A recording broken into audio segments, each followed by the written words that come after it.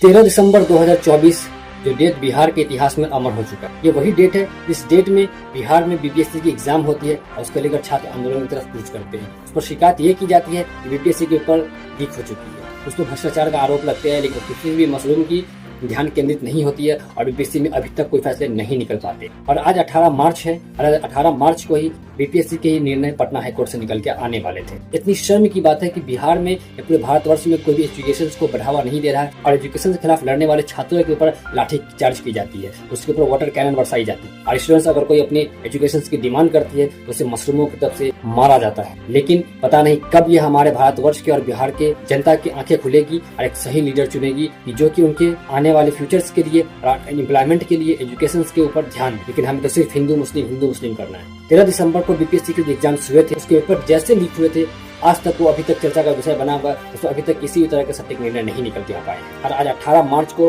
Patna high court में इसकी सुनवाई भी थी। आइए पटना हाईकोर्ट में जो बीपीएससी की सुनवाई हुई है उन पर क्या क्या निर्णय हुए और उन पर क्या क्या बातचीत की गई है, आप वहाँ के जजेस की स्पीचेस खुद सुनिए। नमस्कार, आपके दर्शकों को नमस्कार।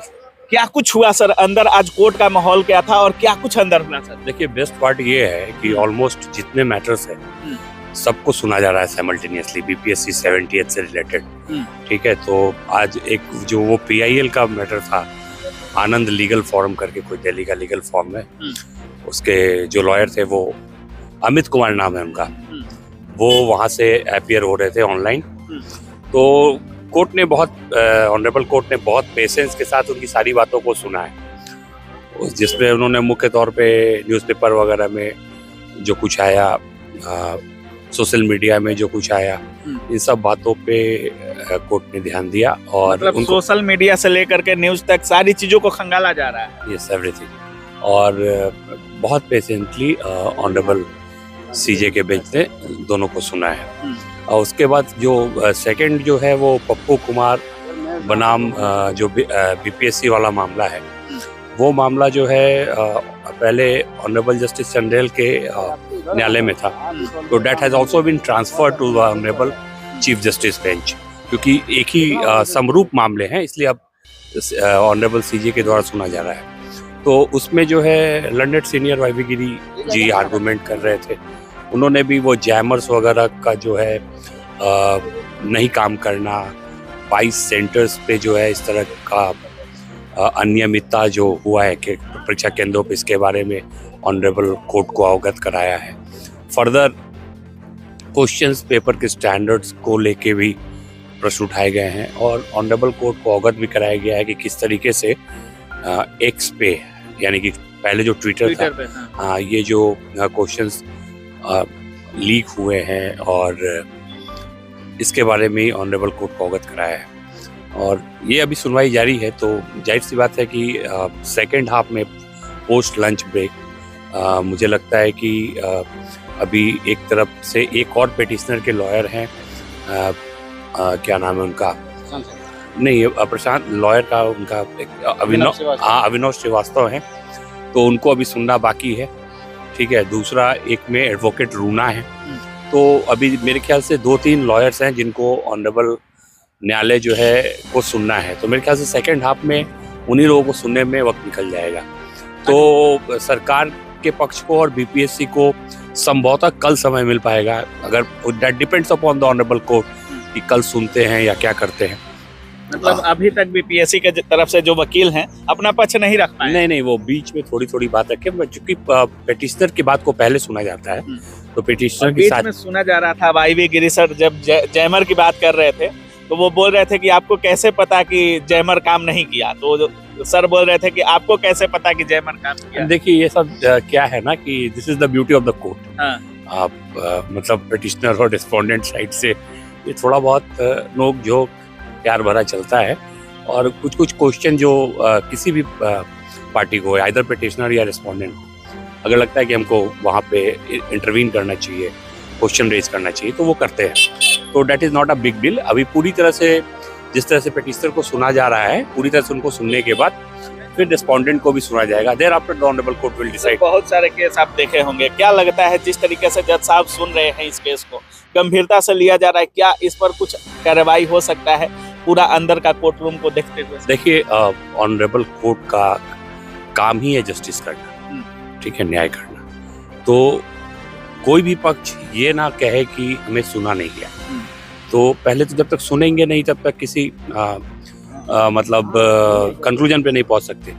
तो जाहिर सी बात है कि कानून के दायरे में ऑनरेबल कोर्ट दोनों पक्षों को पूरी तरह से सुनेंगे और ऑब्वियसली एविडेंस के बेसिस पे या फिर ये कह लीजिए फैक्चुअल बेसिस पे कोर्ट को जो ज़्यादा कन्विंस कर पाएगा उसके फैसला उसके तरफ होगा। पिछले बार कहा जा रहा था कि अगर रात हो जाए तब भी रात तक भी सुनेंगे, लेकिन सुनेंगे जरूर। बिल्कुल, पिछले बार भी यही कहा जा रहा था और हम लोग पूरी उम्मीद कर रहे हैं कि अपने पिछले बात पर भी वो आज भी अडिग ही रहेंगे कि जब तक कंक्लूजन नहीं आ जाए सुनना जारी रहेगा। आज रात तक हो जाए, जो भी हो जाए जारी रहेगा। जस्टिस के लिए तो जहाँ तक जाना होगा वहाँ तक तो हम लोग जाएंगे। नीतीश भाई, कितना भरोसा है, जैसे सर भी कह रहे हैं अंदर की बात, कितना भरोसा है अब आपको? नहीं, भरोसा तो है। पिटिशनर आप भी हैं, सुनने में आ रहा है। नहीं, मैं इंटरवेनर हूँ, पिटिशनर तो नहीं हूँ। हाँ।